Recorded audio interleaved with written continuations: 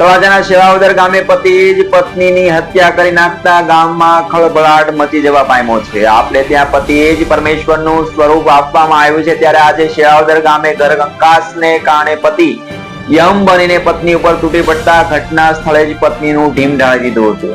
શું છે સમગ્ર ઘટના, વિગતે વાત કરીએ આ વિડીયોમાં. વાત કરીએ ભાવનગર જિલ્લાના તળાજા તાલુકાના શેવાવદર ગામે છાયાબેન અને હત્યારા એવા વનરાજ વચ્ચે અવારનવાર નાના મોટા ઝઘડાઓ થતા હતા.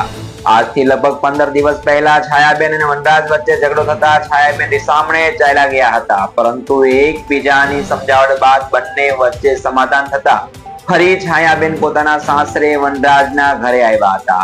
પણ છતાં પણ આ બંને વચ્ચે વહેમ, શંકા અને ઘરકંકાસની ગાંઠ રહેતા આજે સવારે ઝઘડો થયો હતો.